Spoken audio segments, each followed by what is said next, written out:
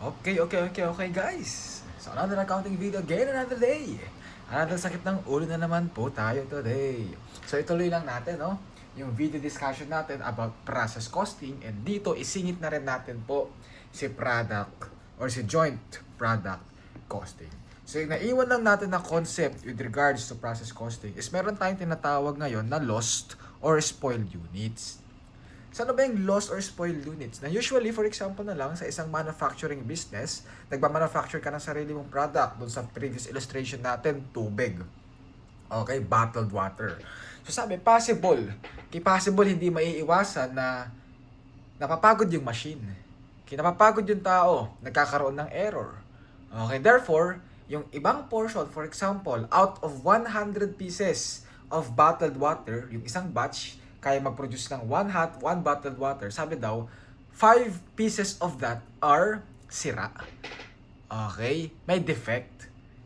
Okay? Hindi daw kayang ibenta or pwedeng kayang ibenta pero kailangan mo ng further processing cost bago siya maibenta. Okay, ulitin lang natin. Pag sinabing lost or spoiled units, let's say for example, sa isang process, 'di ba? Sa isang pag-process ng isang product natin, usually, 'di ba? Pag-process costing tayo, bulk orders. Okay, bulk processing tayo dyan. So sabi daw, out of 1 batches, na it composes of 100 units of bottled water, sabi daw, ilang portion or ilang items ng bottled water nasisira. Kaya i-assume natin, for example, 5 pieces out of 100 bottles, sira. Kaya hindi kayang ibenta or pwedeng ibenta pero it takes further processing cost in order for them to sell. Okay, kailangan mo siyang ayusin pa ulit, mag-incur ng additional cost para maayos sila. So yun yung lost or spoiled units. So it affects your computation or it is material for a discussion of process costing kasi dito napupunta yung ibang portion eh. Di ba? Ibang portion ng units of production natin. Na yung units of production, di ba, ginagamit natin yun para makompute natin yung EUP, yung equivalent units of production. So discuss natin. So sa spoiled units daw, pwede daw siyang normal or abnormal spoiled units.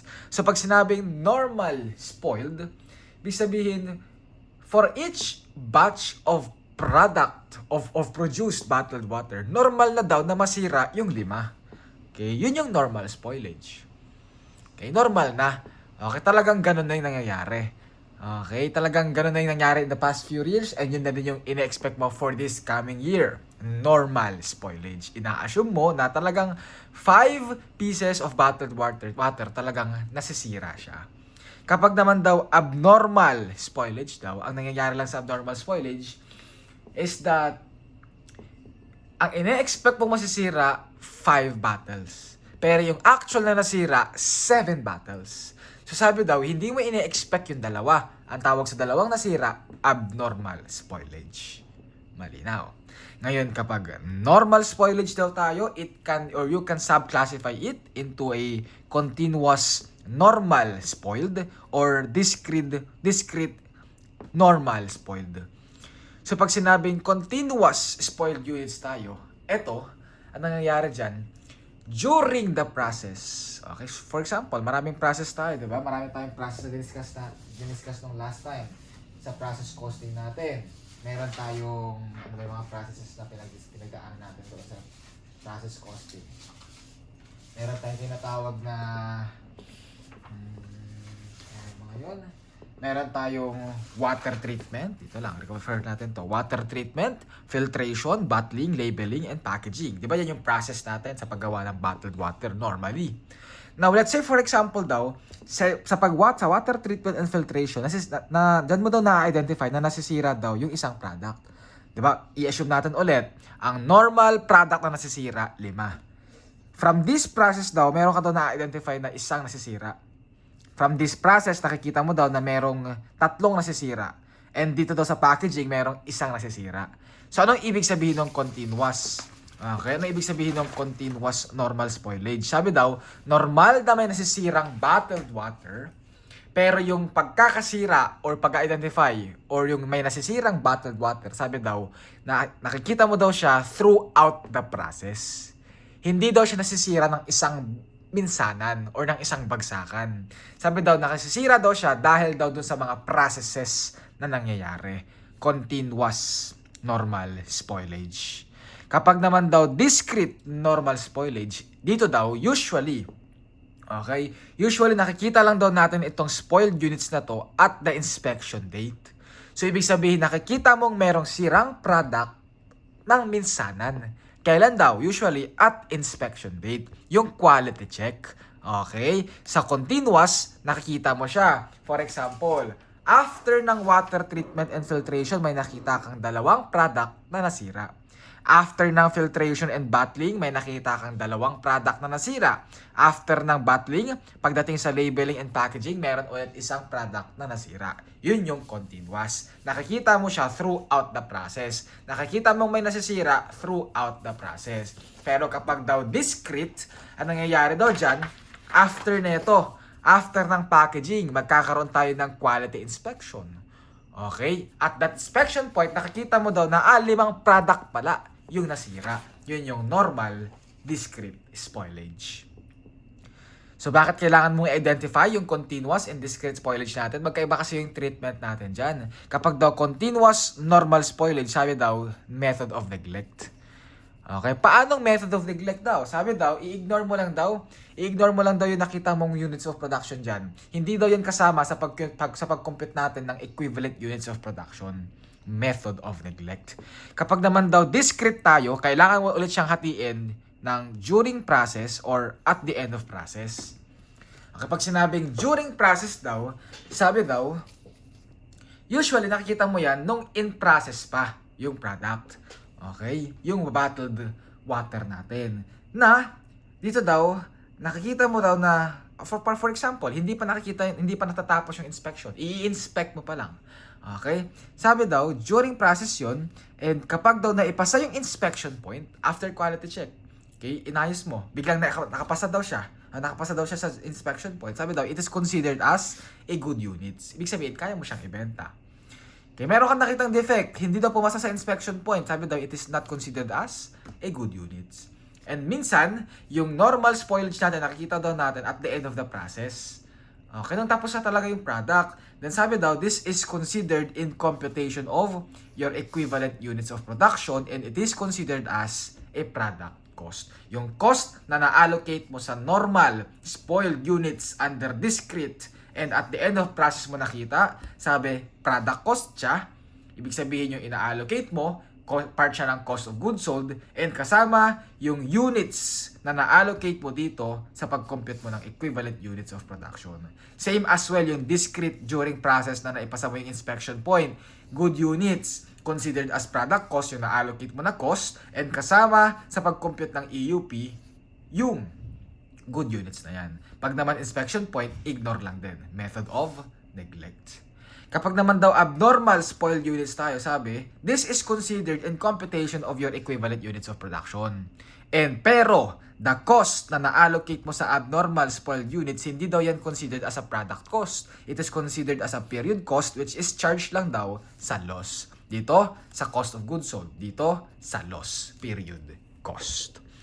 Okay? So, yan yung lost or spoiled units. Now, let's try to apply this. Okay, dito sa illustration natin na to. Okay, process costing part 2 pala to. Okay, try natin i-apply yung concept na yan. Sabi dyan, the production records of Department 1 of Grabehan Manufacturing Company are provided below. Grabehan Manufacturing uses FIFO method of process costing and adds materials at the beginning of the process. Take note mo, FIFO method. Idinadagdag daw yung materials at the beginning of the process. So, natatapos or 100% completed yung materials natin at the beginning of the process. Inspection is done at the end of the process. Ayun, no? Yung inspection daw, nakikita at the end of the process. Therefore, discrete, end of the process yan. And sinabi pa, normal spoilage is 10% of completed and transferred to the next department. 10% to yung normal spoilage ng completed and transferred to the department. Binigay yung data. Okay? Requirement, determine the EUP. Determine the total cost to account for and allocate the total cost to the to finished and transferred product, to work in process ending inventory, and to the normal spoilage. So, balikan lang natin at the end of the process, inspection point was done. So, end of the process. Anong sinabi natin? Yung goods, yung units na normal, spoiled units, considered in computation of your EUP. And yung na-allocate na cost is part of the product cost. So, try natin. I-apply lang ulit natin dito yung 5-step model. Okay, yung 5-step natin. Step number 1. Sinabi natin sa step number 1, we must, sinabi natin sa step number 1, diba? We will compute the units to account for. Ano ba yung units na i-account natin dyan? Yung i-account natin dyan na units, ulit, yung units na papasok sa process. Yung units na in process during the year. And ano ba yung in process during the year? You know, work in process beginning. Kasama yan. Diba? Beginning, work in process, 10,000 units to account for yan. Ano pa? Yung inumpisahan mo naman during the year. Ito na, umpisahan mo ng the last year na in process this year. And yung mga in process this year, nakaka-umpisa mo lang this year. Magkano daw yan?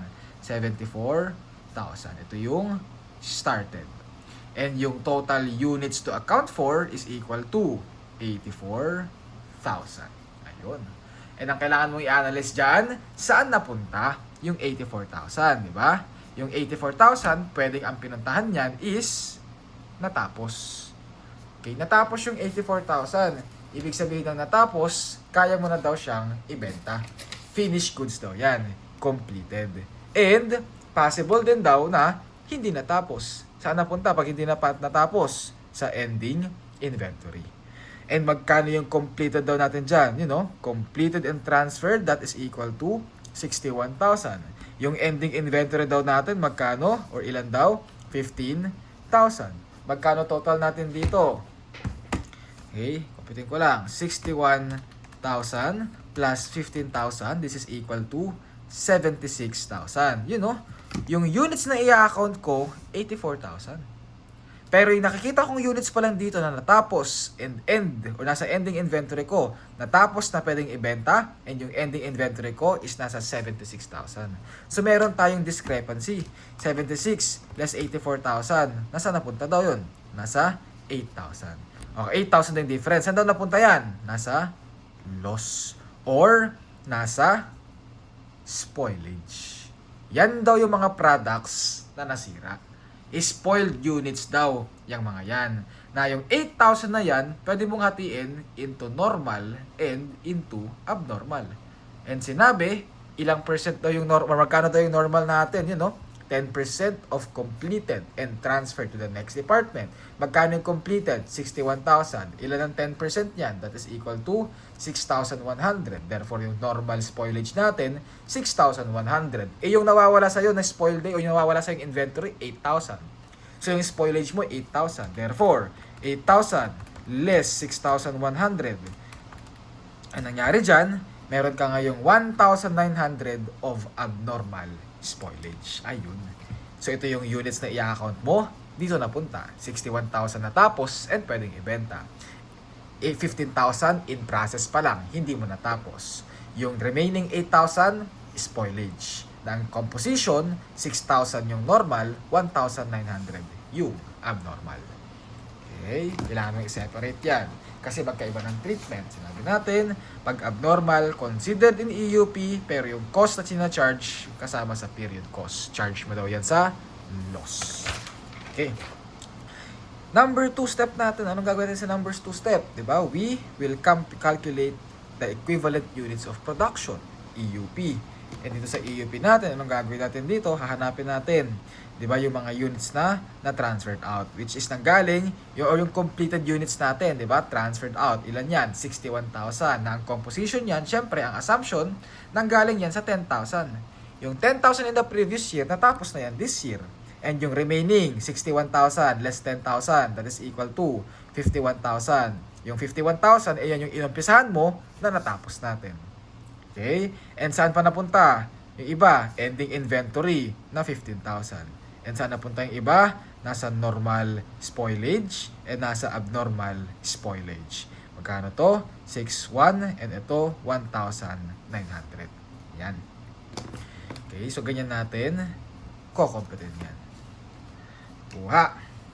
So hanapin natin ngayon yung percentage. Yung percentage and yung EUP. Unahin muna natin sa materials. Materials muna. Ito yan. So, magkano ngayon yung percentage natin dito sa 10,000 na to? Diba? Ano yan? Materials. Beginning inventory ang pinanggalingan nito. Lagay ko dito. Beginning. Ito. Started. Beginning inventory ko, 10,000. Sinabi natin FIFO tayo. Pag FIFO ulit, anong gagawin natin? We ignore any processes na nangyari na in the previous year. Diba? FIFO tayo dyan. And sinabi natin, materials are added at the beginning of the process. So, ang assumption, yung 10,000 na beginning materials ko, na ending or beginning inventory ko, na ending inventory ko last year, ibig sabihin, lahat daw ng materials na ilagay ko na dyan in the last year. Therefore, yung equivalent units of production ko dito is nasa 0% and EUP ko nasa 0. O, ito, inumpisahan ko ngayong taon. Natapos ko ngayong taon. Siyempre, yung process na ginawa ko dyan, 100%. That is equal to 51,000. 51,000 times 100%, 51,000. Ano pa? Ending balance. Sinabi natin, yung work in process ending daw, 80% pa lang daw na natapos. Pero nga, yung materials dinadagdag ko at the beginning of the process. Therefore, yung ending material ko dito na percentage, 100%. Kasi nailagay ko na lahat ng materials ko dyan at the end of or at the beginning of the process. So that is equal to 15,000. And yung normal spoilage and abnormal spoilage, sinabi natin, abnormal spoilage is considered in computation of EUP. So, ilagay mo lang dito lahat yan. 1,900. Normal spoilage, sinabi natin, kapag discrete, tapos end of process, considered in computation of the EUP. So, ilagay mo lang din yan dito, 6,100. So, ito total lang natin yan. Yung total EUP natin for the materials is 51,000 plus 15,000 plus 61 plus 19. This is equal to 74,000. Tapos gawin naman natin na susunod daw sa mga conversion cost. O, magkano ba yung conversion cost natin? Conversion cost natin, percentage and EUP lang ulit. Okay, hatiin natin ngayon yan. O, percentage. Conversion cost ito O, yung beginning inventory ko na 10,000, tapos na daw yan 25% in the previous year. Therefore, yung total na kinonvert ko dyan or total process na nilagay ko dyan with regards to my direct labor and my manufacturing overhead is nasa 75%. Therefore, 10,000 times 75%, that is equal to 7,500. Ito, inumpisahan ko this year, natapos ko this year, therefore, 100%. That is equal to 51,000. Ending inventory ko, 80% na natapos. Therefore, yung nilagay ko dyan na process, nasa 80%. Competent ko lang. 15,000 times 80%, this is equal to 12,000 pesos. Ito naman, kasama nga sa computation ng EUP, therefore, ilagay mo lang dyan 6,100 and 1,900. Ito, total mo lang yan. 7,500 plus 51,000 plus 12,000 plus 61 plus 19, this is equal to 78,500. Anong gagawin nating steps na susunod? Number 3, we will compute for the cost to account for. Ano ba yung cost na i-account natin? Balikan mo lang ulit, FIFO method. Pag FIFO method, yung cost lang na i-account natin is yung total cost during the year. Magkano ba yung total cost during the year? Yung work in process natin, dito yan. Yung mga materials na dinagdag ko during the period. Materials ko daw, 1,480,000. Yung conversion cost ko, 943,000. Ganun lang. Diba? And anong next step natin? Diba? Step number 4, we will compute for the cost per EUP. And yung formula ng cost per EUP natin is simply yung total cost na dinagdag mo during the period pag FIFO method divided by your total EUP. Therefore, ang gagawin ko lang dyan, 1,480,000 divided by 74,000. Yung total cost per EUP ko daw sa materials is nasa 20 pesos. Kay conversion cost naman daw, 943,000 divided by 78,500, this is equal to 12 pesos. Ayun. Okay. And last step natin, anong gagawin na natin? We will allocate. So, hanapin na natin to dito. O, question number 1, determine the EUP. 74,000 for materials, 78,500 for conversion cost. Sabi din daw, determine the total cost to account for. Magkano? Ito yan. 1,480,000 plus 940,000 plus, take note mo kailangan mong isama yung beginning inventories natin and conversion cost natin, sa work in process beginning na 250,000 para mahanap mo yung cost to account for natin, which is nasa 1,480 plus 943 plus 250. This is equal to 2,673,000. Ulitin ko lang. 1,480 plus 943 plus 250. This is equal to, okay, magkano yan? Nasa 2,673,000. Tignan ko na ito. 1,480,000 plus 943,000. 2,423,000 plus 250,000. This is equal to 2,423,000. Ito ko lang nga. Gulo nga.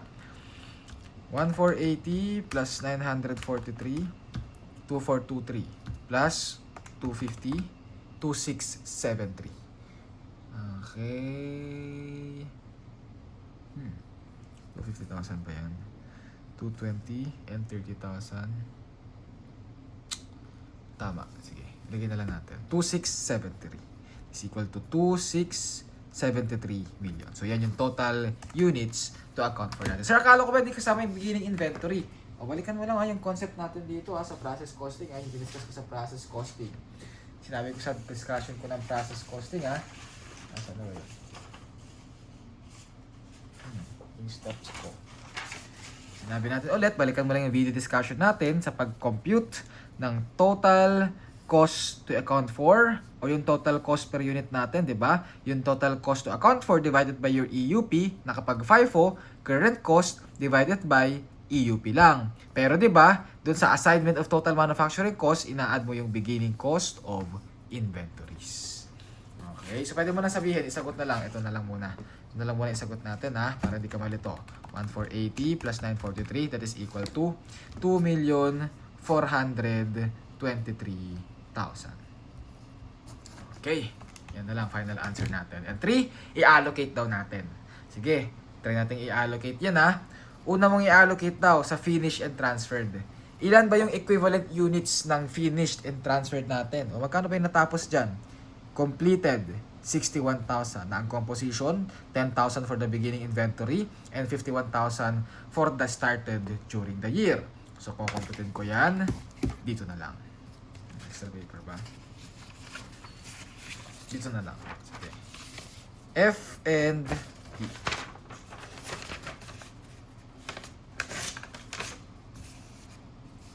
Okay, sige. F and D. Finished and transferred. Yung finished and transferred natin, with regards to material, nanggaling yan sa beginning and dun sa inumpisahan. Materials muna tayo. Ilan ang EUP natin sa materials beginning? 0. Sa started natin, 51,000. Therefore, multiply mo lang yan sa cost per EUP. Cost per EUP ng materials, 20. Cost per EUP ng conversion cost, 12. That is equal to 51,000. Ito, 0. This is equal to 51,000 times 12. That is equal to 612,000. Okay. For materials, hanapin natin yung for conversion cost. Ilan yung EUP for conversion cost? Beginning, 7,500. Multiply it by... Sorry. Cost for materials pala ito, 20 pesos lang. Multiply this by 20 pesos. Therefore, 51,000 multiplied by 20, that is equal to 1,020,000. So, this is 1,020,000. Yung 12 pesos pala for conversion cost yan. Therefore, 7,500 multiplied by 12 pesos and yung nasa EUP ng conversion cost ko, 51,000 multiplied by 12 pesos. This is equal to 7,500 times 12. That is equal to 90,000. And 51,000 multiplied by 12. That is equal to 612,000. Ang total niyan, plus 90,000. This is equal to 702,000. Okay? I-add ko lang to. 1,020,000 plus 702,000. This is equal to 1,722,000. Okay, yan yung total cost ng finished and transferred na tinransfer ko during the year. Which is, sinabi natin, di ba? Ang computation ng total manufacturing cost is your EUP times cost per EUP plus the beginning cost of inventory. Magkano ba yung beginning cost of inventory natin? 220 and 30,000. Therefore, mag-a-add ka dito ng additional 250,000. 1722 plus 250, that is equal to 1,972,000. Okay, 1,972,000 na. Yan yung finish and transferred. Diba? Yung finish and transfer, that is equal to your cost of goods sold. Diba, sinabi din natin kanina, dito, sa portion na to, yung normal spoilage natin during the process or at the end of the process, kasama yan sa product cost. Magkano ngayon yung equivalent units ng normal spoilage ko? Punta ka ngayon dito. Normal spoilage ko, 6,100. Therefore, lagay ko dito, normal spoilage, 6,100. Ang equivalent niyan, after kong i-multiply yung cost per EUP ko, that is 6,100 plus 20, 6 million or 6,100 times 20, that is 122,000. And dito rin, sa conversion cost, 6,100 multiply it by 12, that is equal to 61 times 12, that is equal to 73,200. Ito total ko lang yung dalawa na yan. 122,000 plus 73,200, that is equal to 195,200.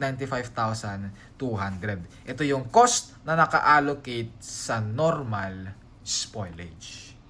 Okay, which is, sinabi natin, kasama yan sa product cost. Therefore, mag-a-add ka lang ulit dito ng 195,200. Kaya, 195,200 plus 1,972,000. This is equal to 2,167,200. Ito yung total cost ng finished and transferred goods. Okay, ito sagot natin dito 2,167,200. And yung cost ng work in process ending inventory natin, compute natin dito. Work in process ending inventory natin, punta ka sa ending inventory, materials, 15,000. 15,000, kano yung cost ng materials natin? Nasa 20 pesos. 15,000 times 20. Materials. Same as well sa conversion cost. Ilan sa conversion cost ba? Ending balance, conversion cost, 12,000. 12,000, magkano yung cost per EUP? 12 pesos times 12. Hanapin mo lang. 15,000 times 20. This is equal to 300,000. 12,000 times 12. This is equal to 144,000. Pag tinotal mo yan, 144 plus 300,000. This is equal to 444,000. Ito ngayon yung sagot natin sa cost na naka-allocate sa work in process ending inventory. Ang sagot dito, 444,000. And yung naka-allocate sa normal spoilage, na-compute na natin yan kanina. Ito yung sagot natin dyan, 195,200 dito. 195,200 tayo. Okay. And kung ito total natin lahat ng total cost to account for natin, di ba? Dapat matotal natin lahat yan dun sa total cost to account for natin na na-compute dito, which is nasa 2,423,000. Sige, hanapin natin yung finished and transferred, yung natapos natin, na-compute mo, nasa 2,167,200.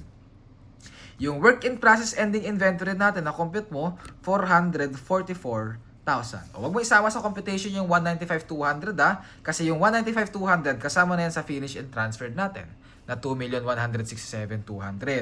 Kano total natin dyan? 2,167,200 plus 444,000, this is equal to 2,611,200. Okay. Tapos, meron kang abnormal spoilage. Di ba yung abnormal spoilage natin? Anong ginagawa mo dyan? I-add mo lang. Magkano yung total na naka-allocate sa abnormal spoilage? Abnormal spoilage. Kano yan? 1,900. 1,900 for materials and conversion cost. Ang cost ng materials, 20. Ang cost ng conversion cost, 12. Shortcutin ko na lang. 19 times 32, this is equal to 60,800. Yung nasa abnormal spoilage ko is nasa 60,800. I-take note mo, hindi yan kasama sa computation natin dito kasi this is expense outright or charge na yan sa loss. Magkano ngayon yan? 2,611,200 plus 60,800. This is equal to 2,672,000. Familiar ba? Familiar ba yan? Yes, ito yan. 2,673,000. Nagkaroon lang ng difference kasi nagkaroon tayo ng rounding off dito sa 12 pesos. Okay? Okay Sana malinaw yan. So, that concludes our discussion with the process costing part 2 with regards to the normal and abnormal spoilage. Balikan lang natin, ang nangyari lang ulit dito, kinumpute lang ulit natin yung units to account for. Yung units to account for, ano ba yung units na in process during the year? Nasa 10,000 yung beginning na ipaprocess mo this year, and yung inumpisahan mo this year na 74,000. Yung total units na in process, 84,000. Saan daw napunta yung pre-process mo daw this year na 84,000? Sabi daw, natapos daw yung 61,000. Pwede ko na daw ibenta. And hindi raw natapos yung 15,000. Given lahat yan. Okay? 61 and 15,000. Ngayon, nung tinotal ko yan, 76,000 lang daw yan. So, ibig sabihin, kung 84 yung hinahanap ko, 76 lang yung total na process, total na natapos, and total na hindi natapos, ibig sabihin yung difference na 8,000, yun yung lost or spoilage ko. Na ang sinabi, 10% daw ang normal spoilage ng completed and transferred out. Therefore, 61,000 times 10%, 6,1. Yung normal spoilage ko, 6,100. Yung spoilage ko daw na total, 8,000. Therefore, yung 1,900 abnormal spoilage. Diba? Bakit kailangan mong i-differentiate ulit yung normal and abnormal? Kasi si normal spoilage usually part of the cost of production. Okay, part yan ng cost. Considered yan as part of cost of goods sold. Ia-absorb yan ng mga total good units natin. Si abnormal naman, period cost. Okay, charge yan directly sa loss. Okay, and step number 2, we compute EUP. Nasa EUP, ang ina-identify natin dito, ano ba yung na-transfer mo during the year? Yung natapos daw natin, ito, 61,000, na malamang sa malamang, yung natapos na 61,000, nang galing yung 10,000 doon sa na-trap, doon sa na-process mo na in the previous year. Naumpisahan mo na in the previous year. Magkano yun? 10,000. And yung remaining 51,000 natin dito, yun yung inumpisahan mo this year na natapos mo din this year, 51,000. And yung ending inventory daw natin, nasa 15,000. Yung normal spoilage na compute mo 6,1, abnormal spoilage 1,900. Hinanap lang ulit natin yung percentage natin using the FIFO method. And ang nangyari sa materials muna, ang nangyari, sinabi dyan, materials are added at the beginning of the process. Therefore, yung 10,000 na beginning inventory ko, lahat ng materials dyan na ilagay ko na in the previous year. So, 0% yung total materials na nailagay ko this year. Therefore, yung EUP ko dyan, 0. Ito naman, inumpisahan ko this year, na natapos ko this year. Therefore, ang assumption, lahat ng materials ko na ilagay ko this year. Total niyan, 51,000. Ending inventory ko, hindi ko daw natapos this year. Pero ang sinabi kasi, materials are added at the beginning of the process. Therefore, kung naumpisahan ko na yan, nailagay ko na lahat ng materials ko dyan. Kaya yung total materials na nailagay ko, 100%. That equals to 15,000. And normal spoilage and abnormal spoilage is part of your computation of EUP. So, ilagay mo lang yan dyan.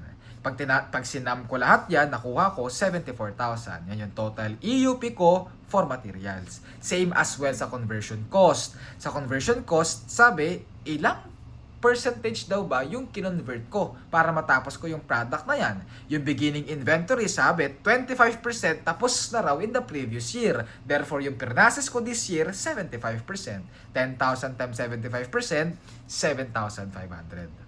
Eto, inumpisahan ko yan this year. Natapos ko this year. Therefore, yung total na pre-process ko this year, 100% equals 51,000. Ending inventory ko daw na 15,000, hindi ko raw natapos. 80% lang daw ang natapos ko. Kaya yung total cost of process na nailagay ko, 80%. Kaya 15,000 times 80%, that equals to 12,000. And normal and abnormal spoilage is part of your computation of EUP. And kapag sinam ko lahat yan, this is equal to 78,500. And step number 3, hanapin mo daw yung cost to account for. Ano ba yung cost na i-allocate natin sa mga ito? Sinabi natin, pag FIFO, ignore muna lahat ng cost at the beginning of the year. Or, the beginning of the year na na-incur ko na in the previous year, which is yung 220 and 30, ignore muna sa cost to account for. So, yung cost to account for ko lang is 1,480 and 943,000. And step number 4, we compute for the cost per EUP, which is simply 1,480,000 divided by 74,000, na compute ko yung 20 pesos. 943,000 divided by 78,500, na compute ko din yung 12 pesos. And last natin, we will allocate. Na yung allocation natin, ang computation ulit natin dyan, yung EUP ko, yung mga nandito. Multiply ko yung cost per EUP ko, yung na-compute ko dito. Tapos i-add ko lang daw yung beginning inventory ko na makikita ko dito. Okay, kaya na-solve ko dyan. I-allocate daw natin sa finished and transferred goods. Ilang units ulit yung natapos ko na. And na-transfer ko na. Ilan yon? Nasa 61,000. Nahahanapin mo yung EUP niyan. 0 tayo for materials sa beginning. 51 tayo. Ang breakdown ng 61, 10,000 and 51,000. 0 for the beginning, 51,000 for the started inventories. Kaya ang naging computation natin dyan, diba? Beginning ko, 0. Started ko, 51,000. Multiply ko doon sa cost per EUP ko sa materials, 20 pesos and 20 pesos. Ang total ko dyan, pag sinam kong dalawa yan, nasa 1,020,000. Sa conversion cost naman, yung beginning ko, 7,500 ang EUP, 51,000 sa started ko. Therefore, 7,500 and 51,000. Yung cost per EUP ko, 12 pesos. 7,500 plus 51,000 times 12,000 times 12 pesos, this is equal to 702,000 pesos. Uha. So, yung total cost ko dito, na-compute ko na, 1,020,000 plus 702,000. 1,020,000 plus 702,000, this is equal to 1,722,000. Na sinabi ko ulit dun sa computation, dapat isama mo na yung beginning cost of inventory, which is nasa 250,000. Kaya nag-add ako ng 250,000. That equals to 1,972,000. Ang kaso, yung normal spoilage ko dito, sinabi natin, product cost yan. Therefore, kasama yan ngayon sa cost, sa total cost na na-transfer ko na product, na natapos ko na product. That equals to, diba, kinompute ko yan using this. 6,100 sa material times yung cost per EUP ko na 20, that equals to 122,000. Sa conversion cost, 6,100 ito, multiplied by 12, that equals to 73,200. Sinam ko lang yung dalawa, 195,200. Inad ko lang yung 195,200 dito sa mga to. 1,972,000 plus 195,200, that equals to 2,167,200. Yan yung sagot natin for the total cost na na-allocate sa finished and transferred product. And sa work in process ending inventory ko, ang naging computation ko lang dyan, pinuntahan ko lang yung sa EUP ko. Ending inventory, 15,000 for material, multiply it by 20 pesos. 15,000 times 20, 300,000. Sa conversion cost naman, 12,000 times 12, nasa 144,000. Tinotal ko lang, 300,000 plus 144,000. This is equal to 444,000. Kaya ang nakuha ko dito, 444,000. And magkano yung normal spoilage daw natin? Nasa 195,200 na na-compute ko na yan dito. Okay, so yun lang yung medyo nakakalito sa point of view ni process costing. Yung normal and abnormal spoilage na ito naman lang yung rules natin dyan. So for the next topic, nasisingit lang natin dito, meron tayong tinatawag na joint product costing. Na ang concept ng joint product costing natin is that, okay, let's say for example, nagmamanufacture ka ng wood pero nagmamanufacture ka ng table or chairs, mga furniture. Na yung tables or chairs mo na yan gawa sa kahoy or sa puno. Diba? Na anong ginagawa mo? Diba? Nagkakaroon ka ng cutting process. Diba? Na usually, yung paggawa mo ng wood, plank, diba? Bago mo gawin chair and tables, gagawa ka muna ng tabla, parang ganon. So sabi daw, nung pinuputol mo daw yung puno, yung ibang portion daw, kaya mo daw gawing tabla. Okay, habang kinakat mo daw sila. Yung ibang portion daw, yung mga parang tira-tira na maliliit na o mga nasisira, sabi daw, scrap materials daw. Nagkakaroon ka daw ng scrap materials. So, having a common process, dalawa daw yung product na nabubuo mo. Merong wood plank and merong mga scrap materials. Sabi daw, yung wood plank daw natin, pwede mo daw yung gamitin para gumawa ng dalawang product, si chair and sa tables. Si scrap materials, if frenaces further daw natin yan, pwede mo daw yung ibenta as an uling. And yung tatlong products mo daw na to, pwede mo daw yung ibenta independently. Okay? Isa-isa. Okay? Kaya mo silang ibenta independently. So ngayon daw, sabi, itong common process daw natin dito para makuha mo tong dalawa, meron daw tayo dyang cost na na-incur, which is tinatawag yan as joint cost. Kaya joint product costing. Okay? Nasabi daw, meron tayong tinatawag sa joint product costing na split off point. Anong split off point? Ito daw yung time na after mo daw gawin yung isang process, isang common process, nakakabuo ka daw ng dalawang product. Therefore, yung split off point natin is nasa point nito, nung nagkaroon ka ng wood plank and ng scrap material. Yung split off point natin sa wood plank nung nandito, nung kaya mo na siyang gawing chair and kayang gawin as a table. Okay? Ngayon, si scrap materials daw natin, tinatawag natin yan as byproduct. Ang byproduct lang natin, i-assume lang natin na for example, ang main goal na ibebenta mo, chairs and tables. Meron lang tira-tira na products or na kahoy na hindi mo na kayang gawin as chair and table. Anong ginagawa mo? Ibinibenta mo daw. Pero binibenta mo siya sa mas maliit na halaga kumpara dito sa chairs and sa table. Ang tawag daw doon, product. By-product. Okay? Mas maliit lang yung value niyan usually. Hindi mo inaasahan na mabubuo mo yan, pero kaya mo siyang ibenta as sa separate product. Hindi mo yan inaasahan na, hindi mo ginusto magbenta ng uling. Ang gusto mong ibenta, furnitures. Pero merong sobrang puno na anong gagawin mo daw dyan? Sabi, ginawa mo na lang daw uling para ibenta daw sa ibang tao. Okay? Joint cost may nai-incur dito Ang tawag dito, byproduct. Ang tawag sa dalawa, joint products. Okay, and meron tayong tinatawag na mga split off points. So sabi daw, sa joint product costing, madali lang ito actually. Ang problema mo lang dyan, paano mo daw hahatiin yung joint cost dito? Na meron tayong tatlong method. Meron tayong physical measure method, sales value at split off method, and yung net realizable value method. Ito, tatandaan mo na lang, i-allocate mo yung joint cost na yan based sa prorata. Okay, prorata lang tayo, proration lang. Na ang basis ng step number 1 or yung isang common number 1, physical measure method. Ilang quantity yung units na na-produce. Ito total mo lang yon. Hanapin mo lang percentage ng each product. Tapos i-allocate mo lang yung joint cost based doon sa units na na-produce ng each product. Physical measure. Okay? Pagpangalawa naman daw, sales value at split off point. Dito, ang gagawin mo dyan, hahanapin mo daw magkano mo na ibebenta yung product. Tapos yung total selling price ng mga product na yan, ni product ni chair, table, and ni charcoal, sabi daw yung total sales yan, ito total mo. 'Di ba? Tapos hahanapin mo yung percentage or yung weight nilang tatlo, then tsaka mo i-allocate yung joint cost depende dun sa weight ng tatlo nung total sales nila.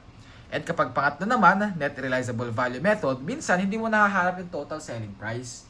Okay, yung total sales. Kasi for example na lang, i-assume natin, walang pang market for the charcoal. So, parang walang actual selling price. So, sabi daw, we will use net realizable value method. Nasa NRV natin dito, nag-estimate ka lang. Ini-estimate mo lang kung magkano yung expected sales natin. I-less mo din daw yung mga expected disposal cost natin. Yung total nun, i-multiply mo lang sa total units na na-produce. Tapos, ipoprorate lang natin. And then, i-allocate lang natin yung joint cost. Which is mas madaling intindihin pag sinagutan natin itong problem na to. So sabi dyan, Company X processes or produces 3 products from the same process. Isang process, 3 product ang napoproduce. And incurs joint processing cost of 60,000. O i-allocate natin 60,000. The following information is available. Meron daw number of gallons na naproduce. Further processing cost daw ng each gallons or each product A, B, and C. 3 pesos daw ang further processing cost, 5.75 for B, and 1.50 for C. Ano yung further processing cost? Let's say for example, dito, di ba? After ng common process, meron ng wood plank and scrap material. Kaya mo nang ibenta yan. Pero sabi, ayaw ko ibenta muna yung tabla. Sabi, gusto ko siyang ibenta as chair. So, kinonvert mo siya. So, meron kang cost na additional cost na ginawa. Yung tawag natin doon, further processing cost. Ito yun. Okay, and meron daw tayong final selling price nung each gallon natin, 7 pesos, 10 pesos, and 8 pesos respectively. Meron tayong selling price per gallon at split off. Meron tayong disposal cost per gallon at split off and kapag process further daw natin siya. Computation, determine the allocated cost using physical measure. Ano sinabi natin sa physical measure? Ito ang basis. Diba yung units na na-produce? Magkano yan? Ilan yan? 25,000 plus 20,000 plus 5,000, that is equal to 50,000. Yan yung total. Tapos hahanapin mo lang yung weight nila, percentage. Ilang percent ni 25 si 50? That is 25 divided by 50, that is equal to 50%. Yung 20 naman, 20 divided by 50, that is equal to 40%. Yung 5 naman, 5 divided by 50, that is equal to 10%. A total of 100%. So sa physical measure natin, nahatiin mo lang ilan yung kay A, ilan yung kay B, and ilan yung kay C. Paano mo hahatiin? 50% daw kay A, 40% daw kay B, and 10% daw kay product C. Magkano yung i-allocate natin? 60,000 pesos. So madali lang yan. Okay? So 60,000 multiplied by 0.50, this is equal to 30,000. 60,000 multiply it by 40%, this is equal to 24,000. And this is for 6,000 pesos. So, medyo maproseso lang. Kailangan mo lang identify yung tatlong differences, okay, ng allocation method natin. Pero madali lang yan pag naintindihan natin. Physical measure based lang sa units of production. Yung units na na-produce natin. Pag sales value naman, ang gagawin mo muna sa sales value, hanapin muna natin magkano yung total selling price ng each product. Okay, or tama, ng each batch of product. Kay batch A, B, and kay C. Ilang units na na-produce? 5,000. Ilan daw yung sales value at split off daw? Sabi, selling price at split off, 3.60. O, hanapin mo lang. Multiply mo lang. 3.60, 5 pesos, and 2 pesos. Ito total or isasum mo lang yung mga, or hanapin mo lang product ng mga yan. 25,000 times 3.60, this is equal to 90,000.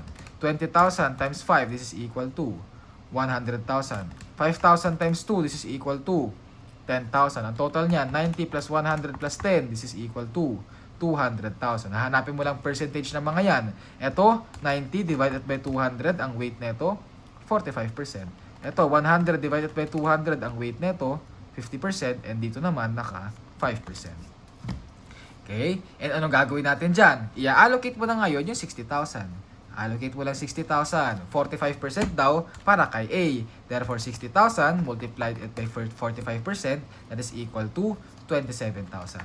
60,000 multiply it by 100,000 or 60,000 multiply it by 50%, this is equal to 30,000. And yung remaining, 27 plus 30 plus 60, this is equal to 3,000 pesos. Ito yung ma-allocate kay A, kay B, and kay C. Ito yung kay A, kay B, and kay C. Yan ngayon yung sales value at split off. Okay? And last natin, NRV at split off. Nasa NRV at split off natin, ang gagawin na lang natin dito, mag-estimate tayo. Okay? Mag-estimate tayo dyan. O, let's say for example, yung selling price natin at yung final selling price natin is nasa 7 pesos. Okay? And sinabi din natin, yung further processing cost natin is nasa 3 pesos. So, hanapin mo lang yan. Okay, so, medyo nagkakamali yata ako. Okay. Sige. So, 7 less 3, that is 4 times 25,000, that's 100,000. Sige, so ganun mo gagawin yun.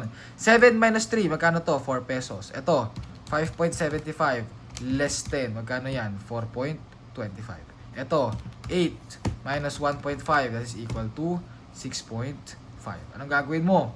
Multiply mo lang 4, 4.25, 6.5. Multiply mo lang sa kung ilang product sila. Ilan yung product na na-produce? 25,000, 20,000, and 5,000. Kano yan? 25,000 times 4, this is equal to 100,000.